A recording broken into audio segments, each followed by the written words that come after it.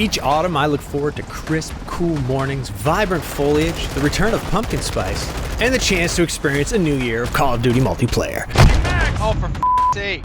With Call of Duty Modern Warfare 2, Infinity Ward has brought back a familiar and cozy style of combat with more than enough variety to make it feel like more than a simple reskin of last year's Vanguard. I'm enjoying it quite a bit, at least in between some annoyingly frequent performance problems on PC, the amazingly flexible weapon progression and tuning systems, rock-solid gunplay, and some really awesome and inventive new modes on huge maps have me enjoying this iteration of the COD formula more than I can remember in a long time. Oh, God.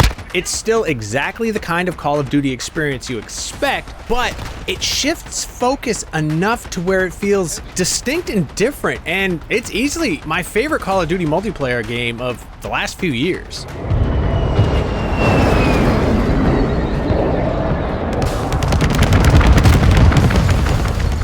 First off, the gunplay in Modern Warfare 2's multiplayer is rock solid. The teams behind Call of Duty have had decades to hone it to a razor's edge, and this year is yet another series of subtle improvements. Each gun feels meaningfully different, with an illusion of weight and handling that's unique, not only from class to class, but from gun to gun within each class. The weapon progression and attachment system should feel familiar to anyone who's played Call of Duty in the last few years, but what's new and exciting is a revamped and astonishingly flexible weapon system. Or at least it would be, but it's currently disabled because it was causing bugs, so I can't show it to you, but take my word for it. If Infinity Ward can fix it, this is far and away the biggest game changer for Call of Duty multiplayer this year. To be honest, at first blush, it's a little overwhelming. On top of the traditional system of slotting up to 5 mods onto your guns to suit your playstyle, you can swap out receivers now and tune your guns with sliders. You can do things like increase your aim down sight speed at the expense of hipfire accuracy, for example, or increase aiming stability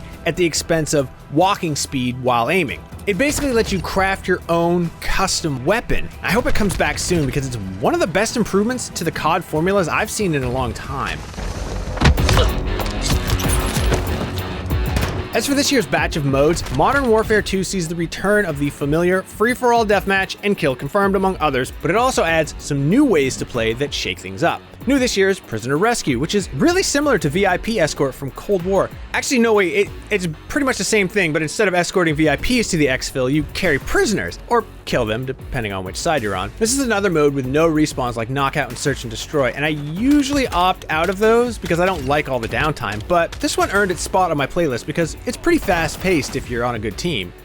My favorite ways to play this year, though, are the 2 giant modes, Groundwar and Invasion. Groundwar has 5 different capture points on its huge maps for the 32-player teams to battle over. I love the Santa Sanyo map for its long, vehicle-choked corridors and multi-level playfield, as well as Serif Bay for its rooftop sniper spots. The chaos of previous years has been refined to where it feels like the maps are just the right size to give that sense of scale, while also encouraging people to commit to the objectives. Imagine that. Invasion is basically team deathmatch with 20 versus 20 teams racking up kills. The twist here is that there are also waves of AI-controlled soldiers on both teams who drop in and run around the maps like idiots. No, seriously, the AI on the hostiles is almost hilariously bad, which is probably why they're only worth 1 point per kill, as opposed to human player who's worth 5. At some points, shooting the AI feels like knocking down tin ducks at a carnival shooting gallery, but that just lulls you into a false sense of security so that the human players can swoop in and nail you.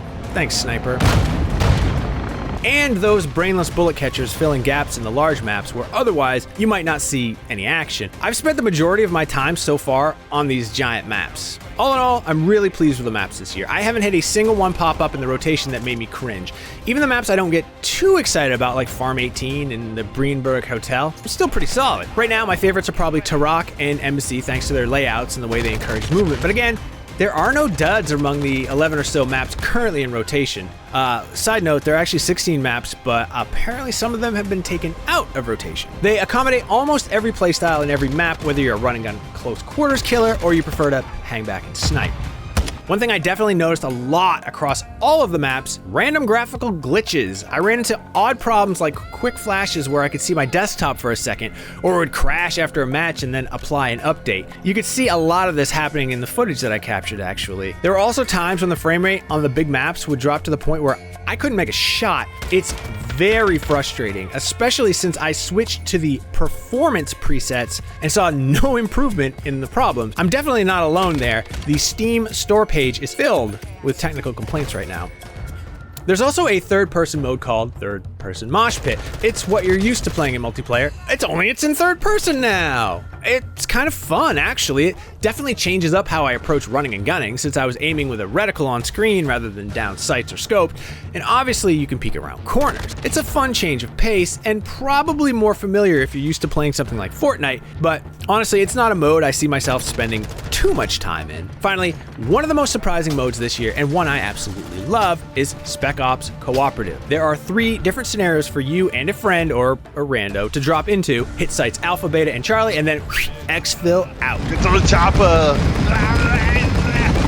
The first mission, low profile, probably my favorite of the 3 just because I love anything that leads towards stealth, and this one has you recovering intel and escaping under the cover of darkness. We definitely know where we are.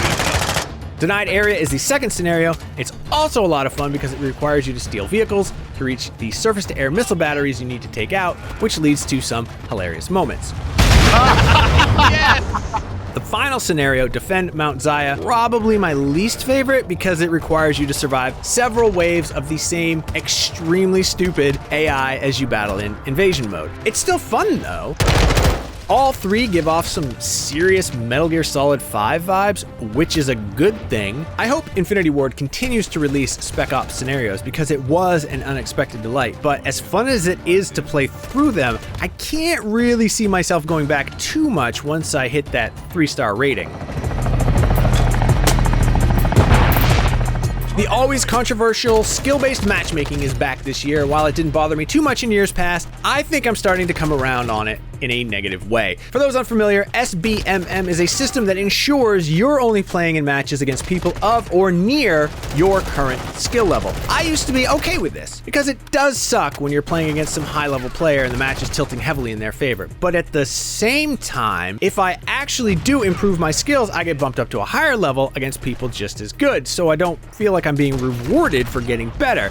I wish there were a way to just jump into a match with players of any skill level, even if that's not the default. Call of Duty Modern Warfare 2 is the most fun I've had in COD multiplayer in a good long while. It's taken what is already a mechanically solid game and improved on it with a weapon customization system that's almost limitless in its possibilities, and its new focus on bigger maps with tons of players has paid off big time. The giant Groundwar and Invasion maps have struck a fantastic balance between hectic and manageable, giving them a feeling of controlled chaos, and the cooperative Spec Ops missions are a treat to play through. That's on top of the usual load of modes with a reliably quality selection of maps, and they all let the excellent weighty gunplay shine. That said, performance issues on PC and even across some consoles put a damper on the fun. And at launch, there are a lot more issues than I would have expected, including some so severe that Infinity Ward had to temporarily turn off that awesome weapon customization. But aside from those hiccups, it's been great. And the constant stream of unlocks are a really effective carrot on a stick that keeps me interested moving forward.